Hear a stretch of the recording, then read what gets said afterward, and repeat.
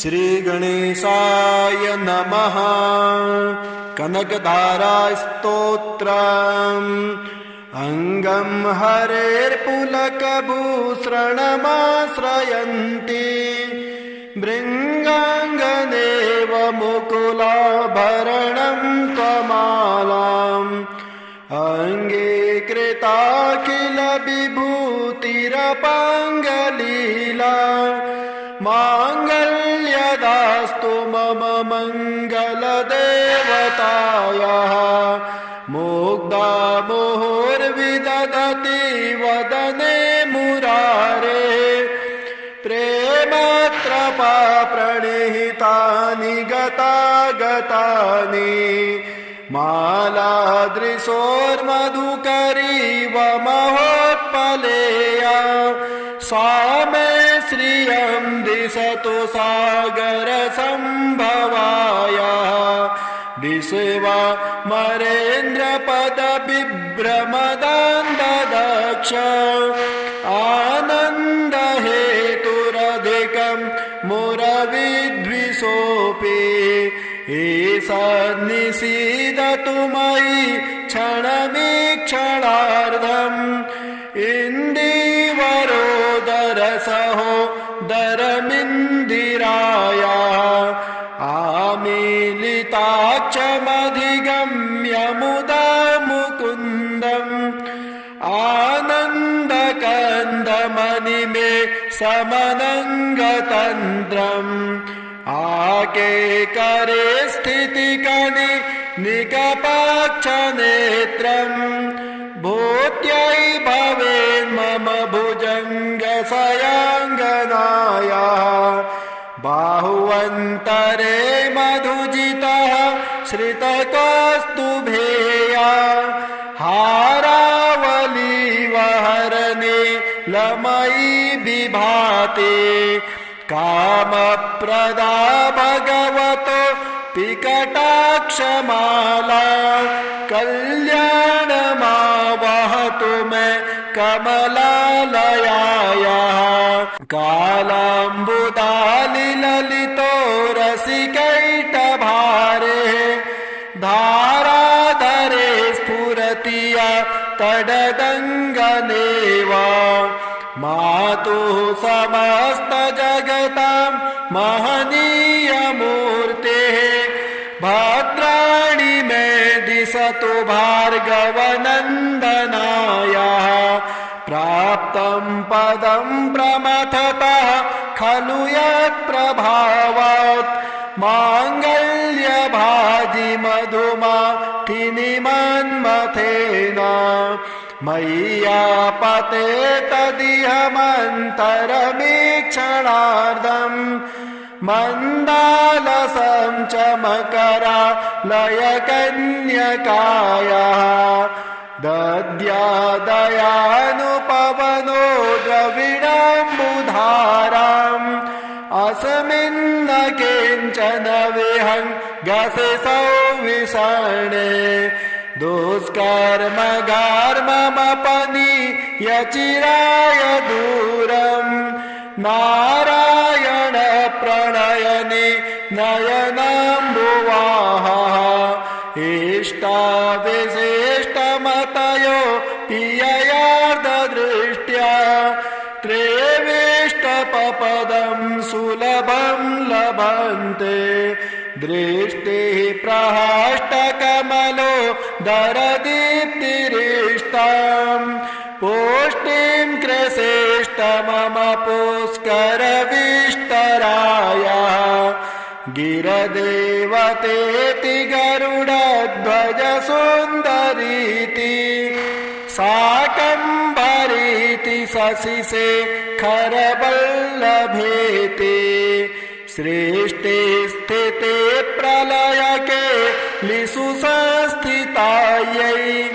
तस्यै नमस्त्रिभुवनैकगुरोस्तरुण्यै श्रुत्यै नमोऽस्तु शुभकर्मफलप्रसूत्यै राज्ञै नमोऽस्तु रमणीयगुराणवायै शक्त्यै नमोऽस्तु शतपत्रनिकेतनायै पुष्ट्यै नमोऽस्तु पुरुषोत्तमवल्लभायै नमोऽस्तु नालेकनिभाननायै नमोऽस्तु दुग्धोदधिजन्मभूम्यै नमोऽस्तु सोमामृतसोदरायै नमोऽस्तु नारायणवल्लभायै सम्पत्कराणि सकलेन्द्रियनन्दनानि साम्राज्यदानविभवानि सरोरुहाक्षि तद्वन्दनानि दुरिताहरणोद्यतानि मामेव मातरनिशां कलयन्तु मान्ये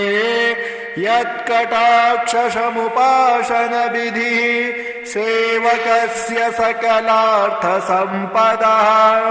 शन्तनोति वचनाङ्गमानसौ त्वां मुरारी हृदयेश्वरे भजे सरसिजनिलये सरोजहस्ते धवलतमां सुखगन्धमाल्यशोभे भगवती हरिवल्लभे मनोज्ञे त्रिभुवनभूतिकरी प्रसीद मह्यम्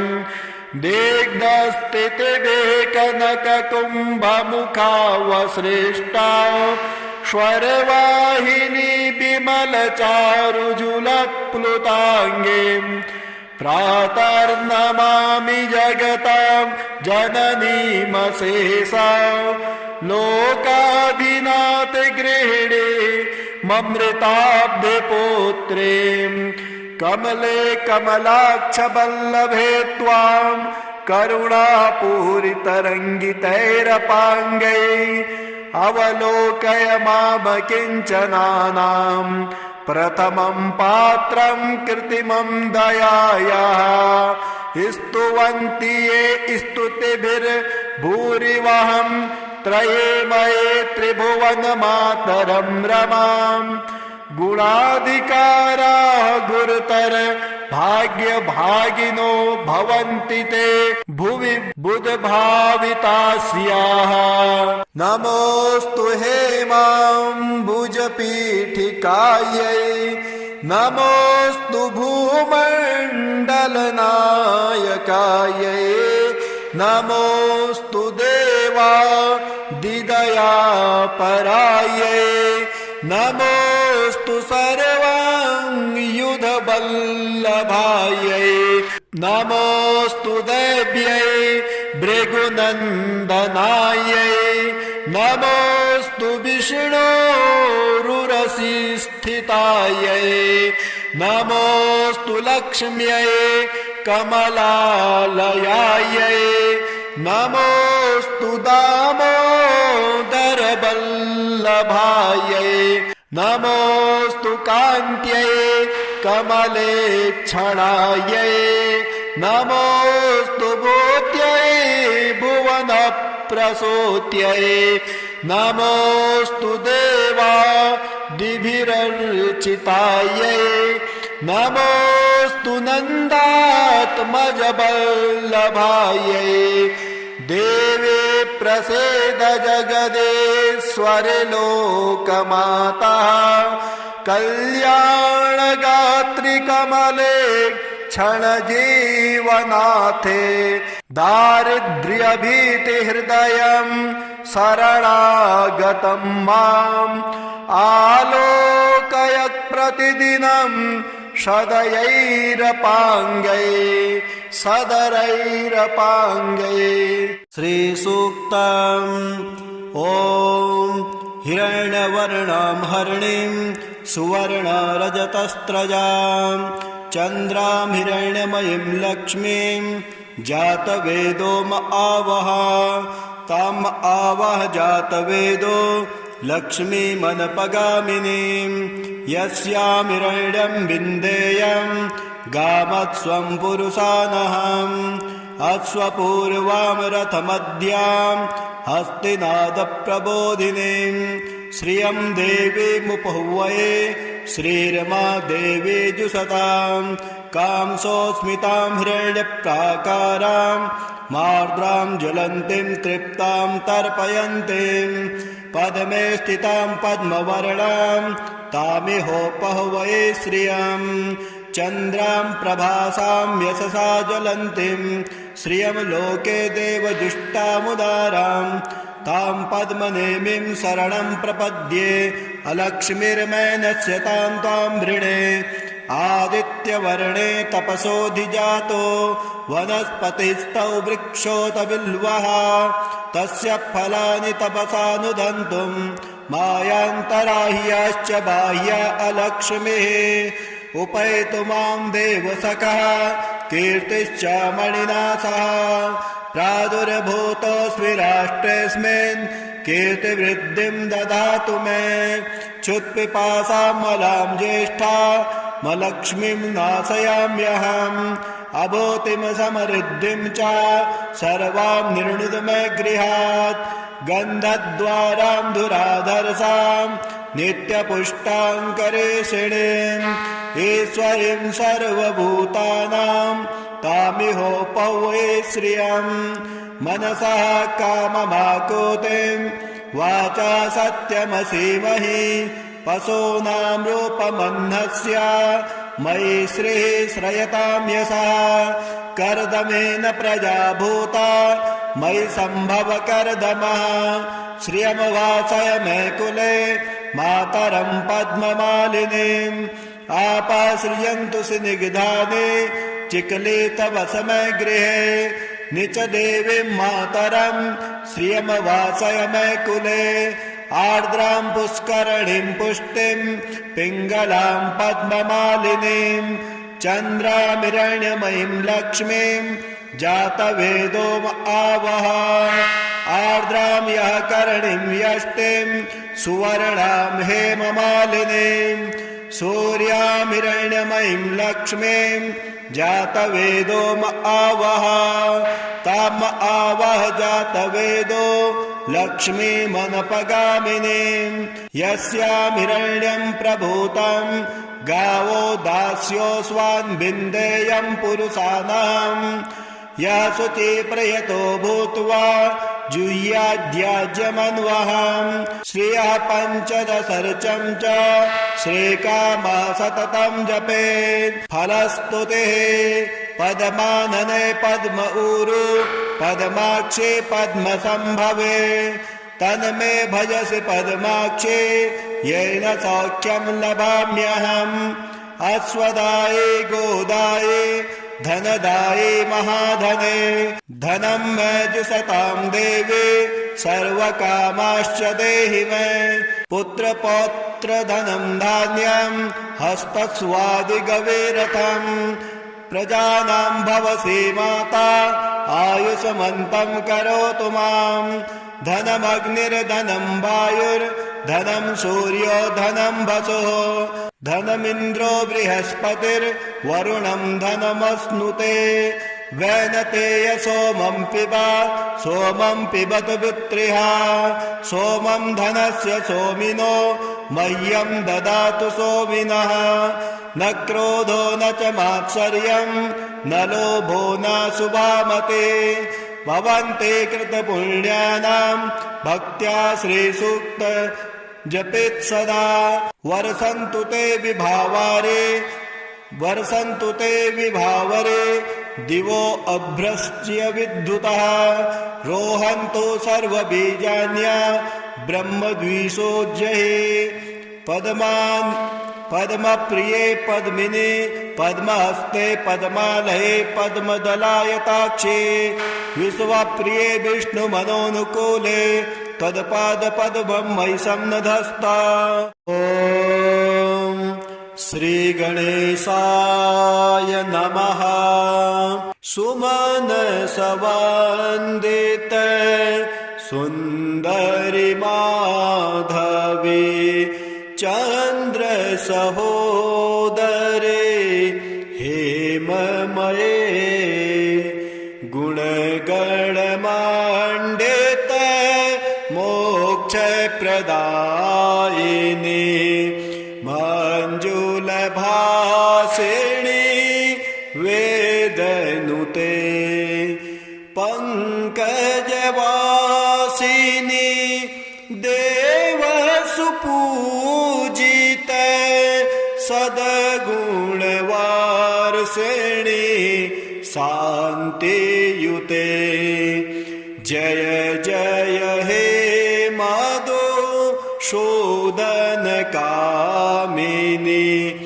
आदिलक्ष्मी सदा पालय माम् अहि कलिकल्मष नाशिनी कामिनी वैदिकरूपिणी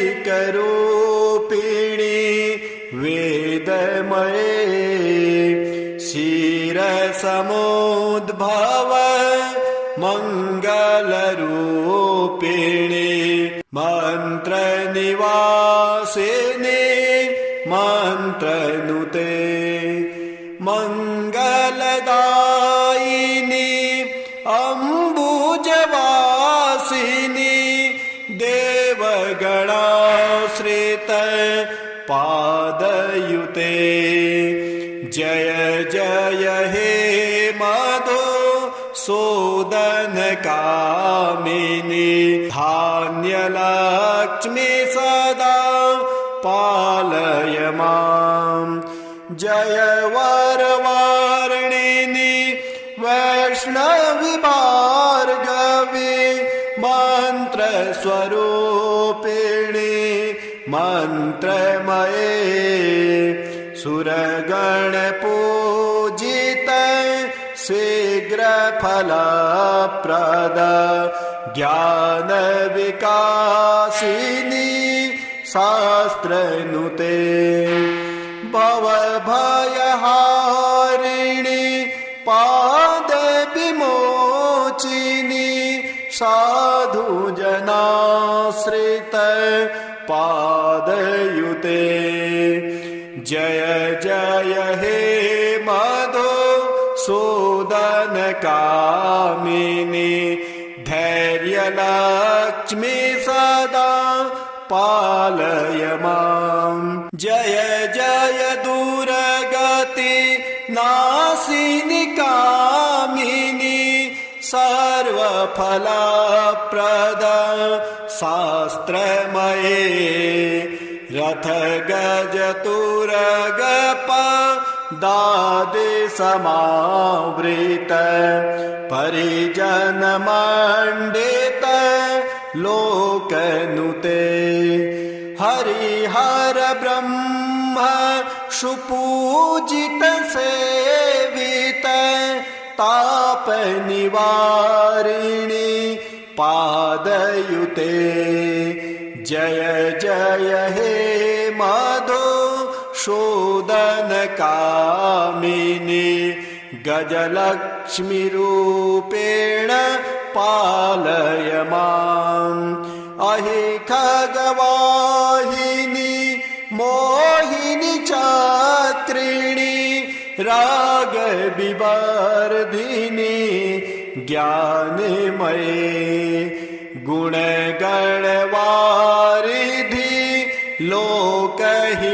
लोकहितैषिणी स्तव सप्तभूषित ज्ञाननुते सकल सुरासुर देव मुनीश्वर मानव वंदित पादयुते जय जय हे मधुसूदनकामिनी संतानलक्ष्मी त्वां पालय माम् जय कमलासिनी सद्गतिदायिनी ज्ञान विकासिनी ज्ञानमये अनुदितमर्चित कुकुमधुरसुर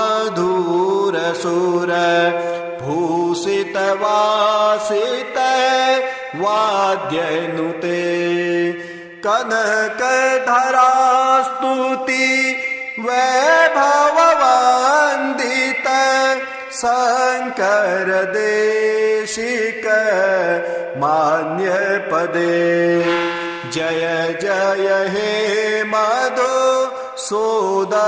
कामिनी विजयलक्ष्मी सदा पालय माम् प्रणत सुरेश्वरी भारति भार्गवी शोक विनाशिनी रत्नमये मणिमय भूषित कर्ण विभूषण शांति समावृत हास्य मुखे नवनिधिदायिनी कलिमलहारिणी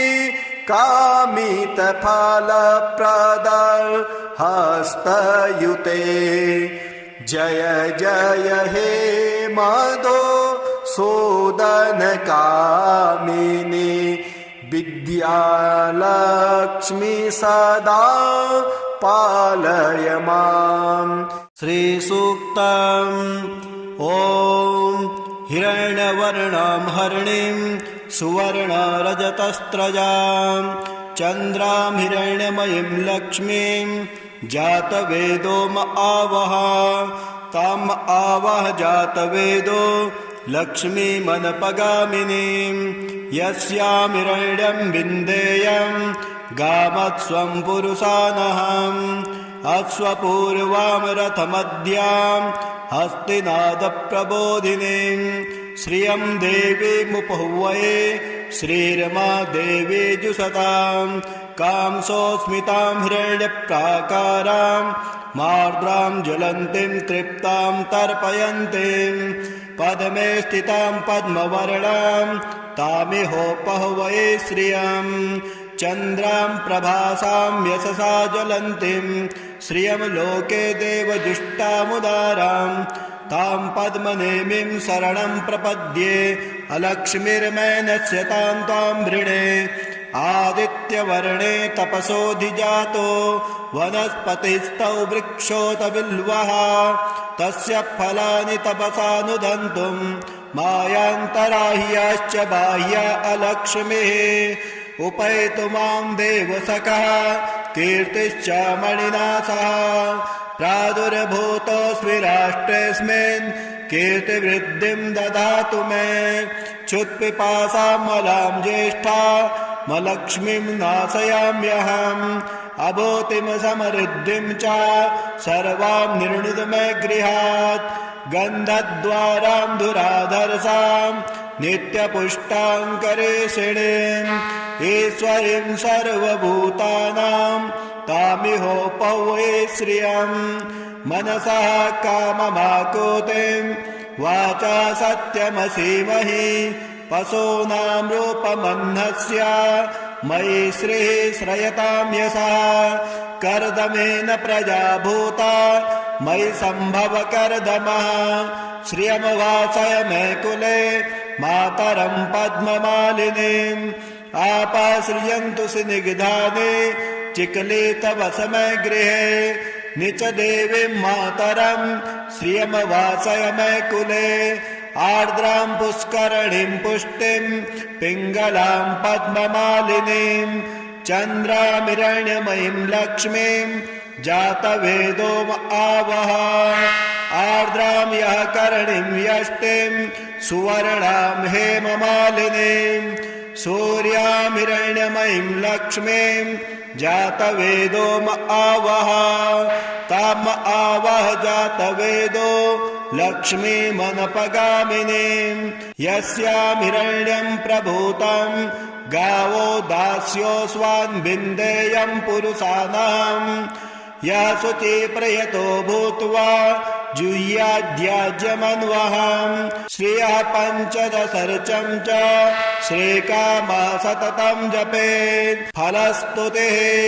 पद्मानने पद्म ऊरु पद्माक्षे पद्मसम्भवे तन्मे भजसि पद्माक्षे येन सौख्यं लभाम्यहम् अश्वदाये गोदाये धनदाये महाधने धनं मे जुषतां देवे सर्वकामाश्च देहि मे पुत्रपौत्र धनं धान्यं हस्तस्वादिगवेरथम् प्रजानां भवसि माता आयुष्मन्तं करोतु माम् धनमग्निर्धनं वायुर्धनं सूर्यो धनं वसुः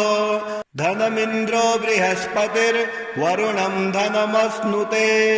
वैनतेय सोमं पिबत पुत्रिः सोमं धनस्य सोमिनो मह्यं ददातु सोमिनः न क्रोधो न च मात्सर्यं न लोभो न शुभामते भवन्ते कृतपुण्यानां भक्त्या श्रीसूक्त जपेत् सदा वर्षन्तु ते विभावरे दिवो अभ्रश्च्य विद्युतः रोहन्तु सर्वबीजान्या ब्रह्मद्विषोज्जये पद्मप्रिये पद्मिने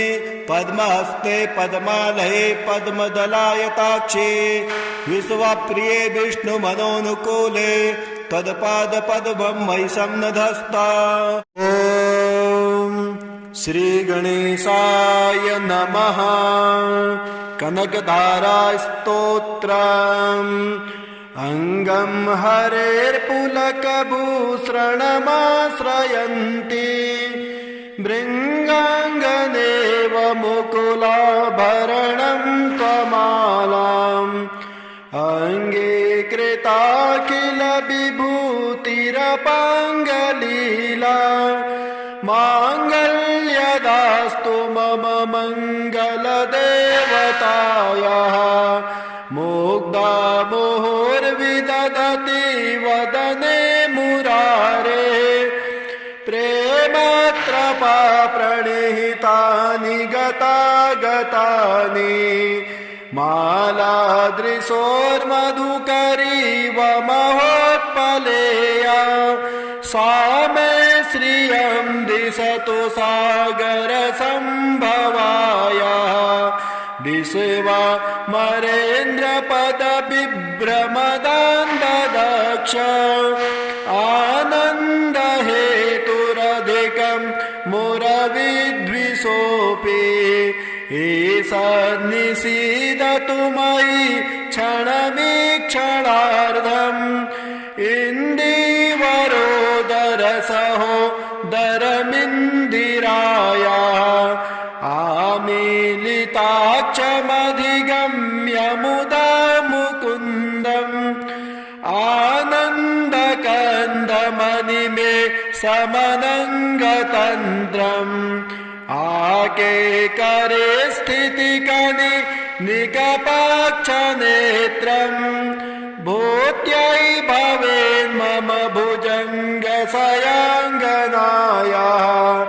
बाहुवन्तरे मधुजितः श्रितकौस्तुभेया हारावलीवहरणे लमयी विभाते कामप्रदा भगवतो पिकटाक्षमाला कल्याणमावहतु मे कमलालयाया कालाम्बुदालिललितो रसिकैटभारे धाराधरे स्फुरतिया तडदङ्गनेवा मातुः समस्तजगतां महनीयमूर्तेः भद्राणि मे दिशतु भार्गवनन्दनाया प्राप्तं पदं प्रमथतः खलु यत्प्रभावात् माङ्गल्यभाजि मधुमाथिनि मन्मथेन मय्यापते तदिहमन्तरमीक्षणार्धम् मन्दालसं च मकरालयकन्यकायाः दद्यादयानुपवनो द्रविणाम्बुधाराम् अस्मिन्न किञ्चन विहङ्गसि सौविषणे दुष्कर्म घर्ममपनीय चिराय दूरम् नारायण प्रणयने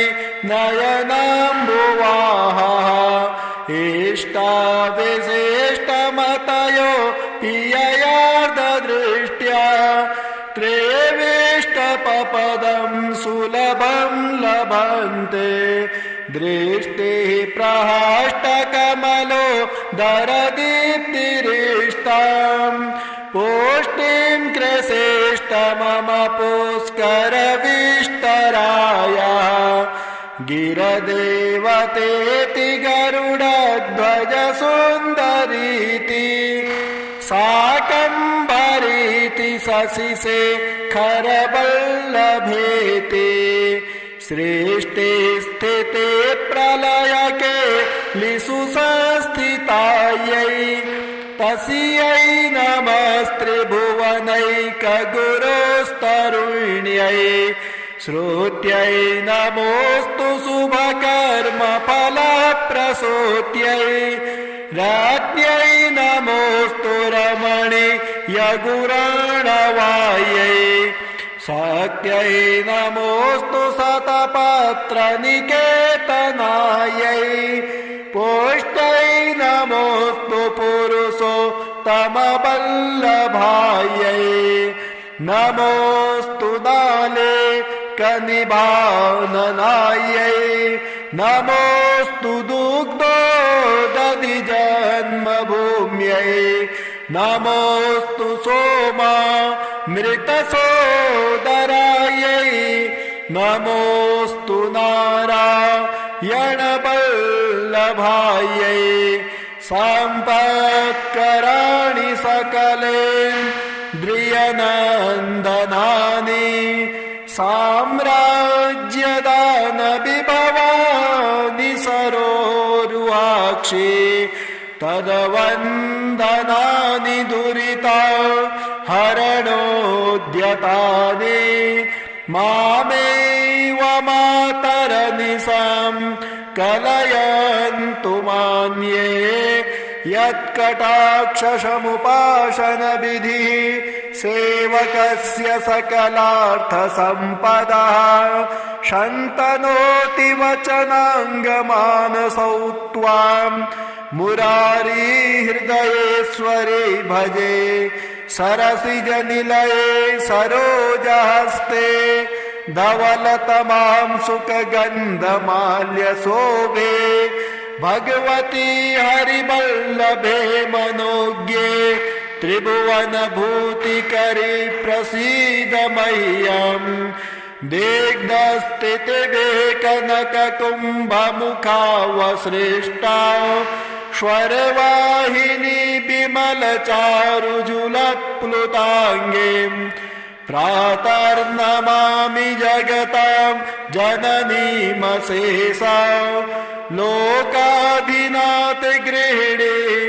ममृताब्धिपुत्रीम् कमले कमलाक्षवल्लभे त्वां करुणापूरितरङ्गितैरपाङ्गैः अवलोकय मामकिञ्चनानां प्रथमं पात्रं कृत्रिमं दयायाः स्तुवन्ति ये स्तुतिभिर्भूरिवहं त्रये मये त्रिभुवनमातरं रमाम् गुणाधिकाराः गुरुतर भाग्यभागिनो भवन्ति ते भुवि बुधभावितास्याः नमोऽस्तु हेमाम्बुजपीठिकायै नमोऽस्तु भूमण्डलनायकायै नमोऽस्तु देवादिदयापरायै नमोऽस्तु सर्वाङ्गयुधवल्लभायै नमोऽस्तु देव्यै भृगुनन्दनायै नमोऽस्तु नमोऽस्तु विष्णोरुरसि स्थितायै नमोऽस्तु लक्ष्म्यै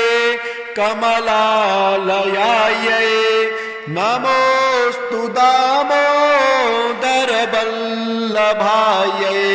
नमोऽस्तु कान्त्यै कमलेक्षणायै नमोऽस्तु भूत्यै भुवनप्रसूत्यै नमोऽस्तु देवादिभिरर्चितायै नमोऽस्तु नन्दात्मजवल्लभायै देवे प्रसीद जगदेश्वरि लोकमाता कल्याणगात्रि कमले क्षणजीवनाथे दारिद्र्यभीतिहृदयं शरणागतं माम् आलोकय प्रतिदिनं सदयैरपाङ्गै सदरैरपाङ्गै ॐ श्रीगणेशाय नमः सुमनसवन्दित सुन्दरि माधवी चन्द्रसहोदरे हेममये गुणगणमण्डित मोक्षप्रदायिनी मञ्जुलभासिनी वेदनुते पंकजवासिनी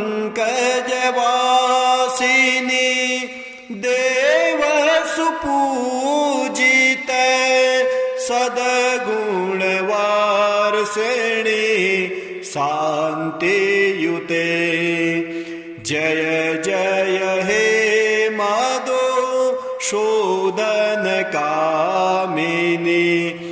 आदिलक्ष्मी सदा पालय माम् अहि कलिकल्मष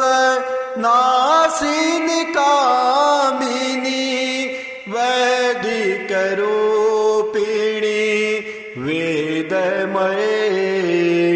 क्षीरसमुद्भव मङ्गलरूपिणी मन्त्रनिवासिनी मन्त्रनुते मङ्गलदायिनी अम्बुजवासिनी देवगणाश्रित पादयुते जय जय हे मधुसूदनकामिनी धान्यलक्ष्मी सदा पालय माम् जय वरवारिणि वैष्णवी भार्गवी मन्त्रस्वरूपिणी मन्त्रमये सुरगणपूजित शीघ्रफलप्रद ज्ञानविकासिनी शास्त्रनुते भवभयहारिणि पादविमोचिनी साधुजनाश्रित पादयुते जय जय हे मधुसूदनकामिनी धैर्यलक्ष्मी सदा पालय माम् जय जय दुर्गति नाशिनि कामिनी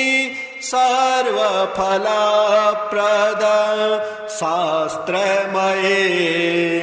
रथ गज तुरगप दादि समावृत परिजन मंडित लोकनुते हरिहर ब्रह्म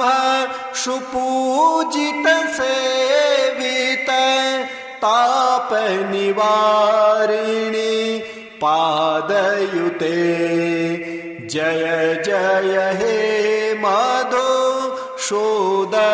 कामिनी गजलक्ष्मीरूपेण पालय माम् अहि खगवाहिनी मोहिनी चात्रिणी रागविवर्धिनी ज्ञानमये गुणगणवारिधि लोकहितैषिणी स्तव सप्तभूषित ज्ञाननुते सकल सुरासुर देवमुनीश्वर मानव वन्दित पादयुते जय जय हे मधुसूदन कामिनी संतानलक्ष्मी त्वां पालय माम् जय कमलासिनी सद्गतिदायिनी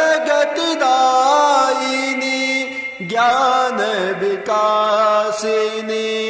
ज्ञानमये अनुदितमर्चित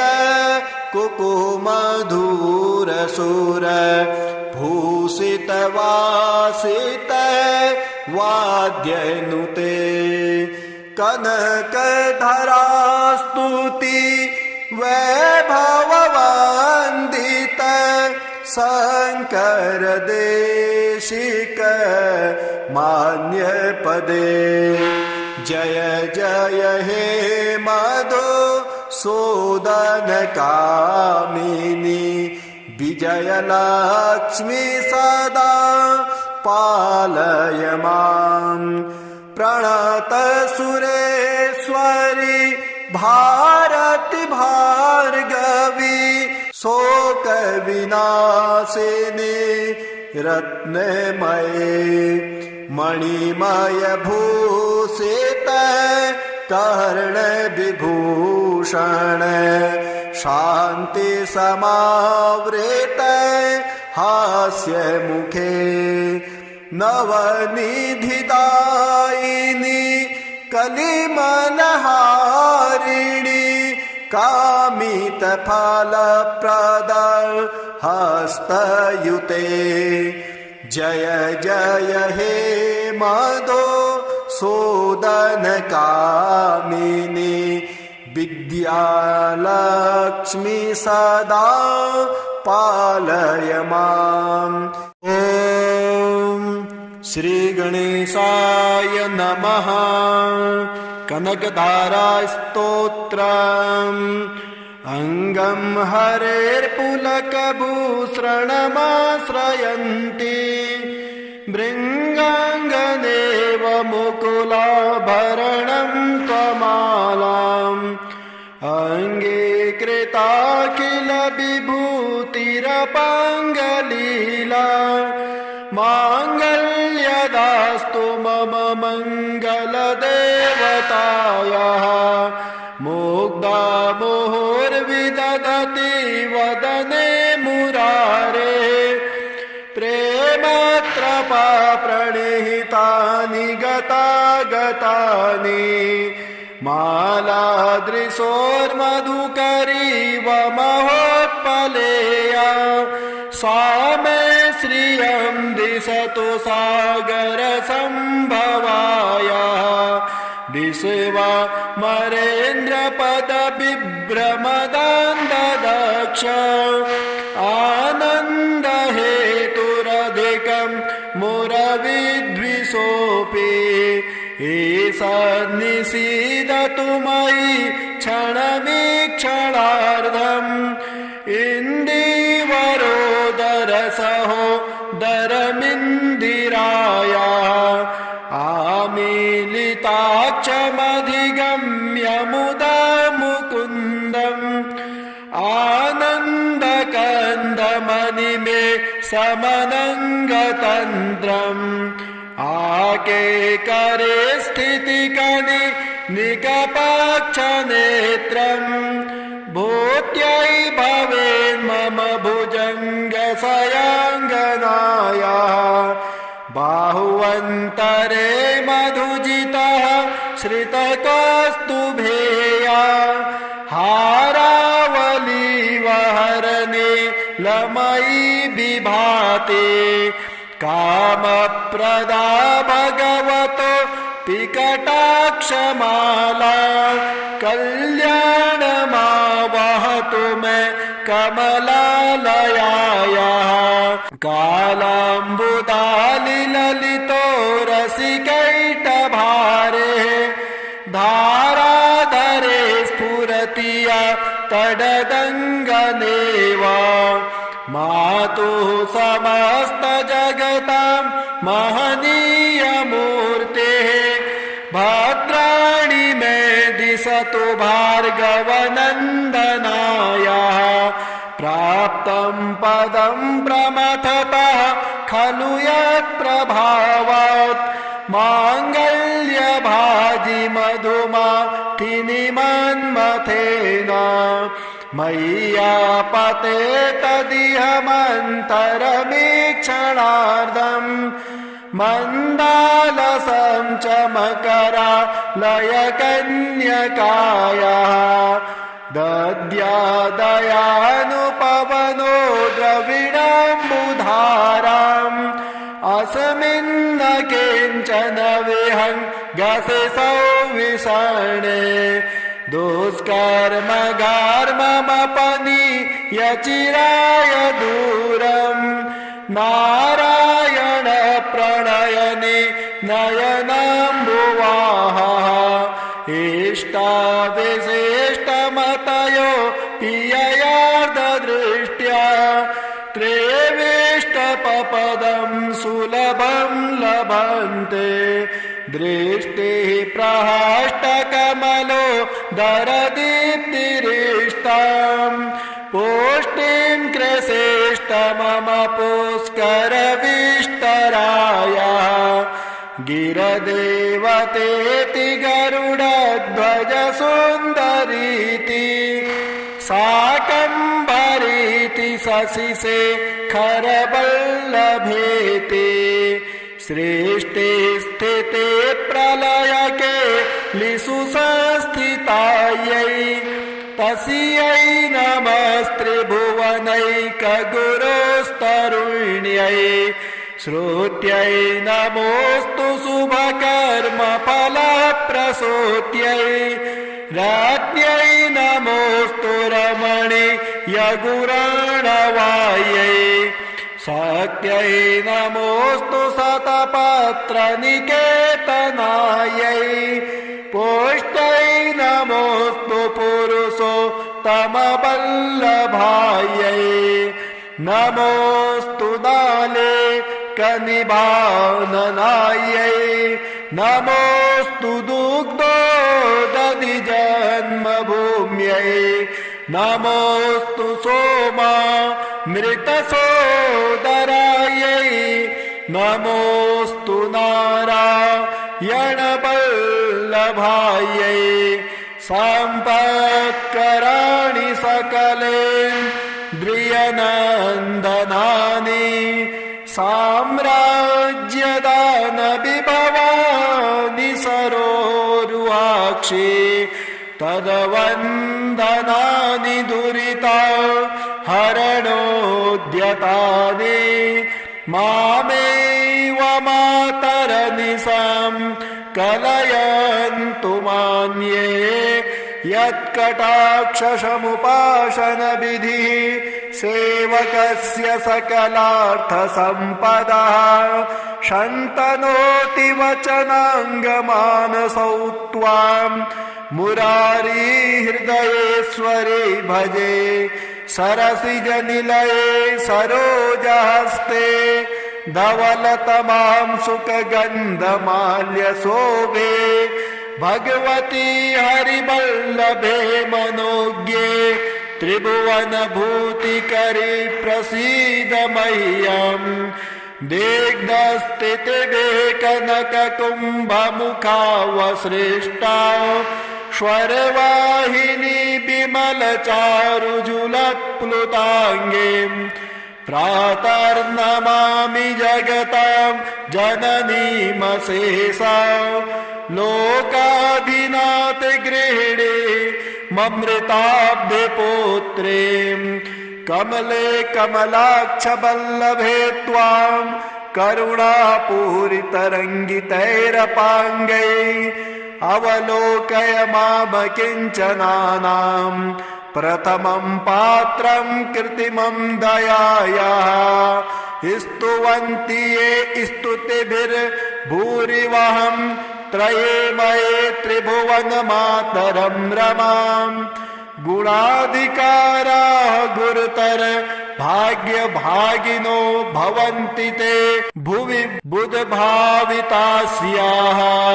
नमोऽस्तु हेमाम्बुजपीठिकायै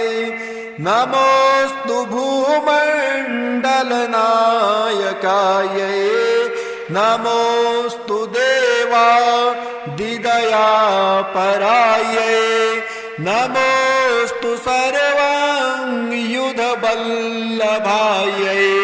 नमोऽस्तु देव्यै भृगुनन्दनायै नमोऽस्तु विष्णोरुरसिस्थितायै नमोऽस्तु लक्ष्म्यै कमलालयायै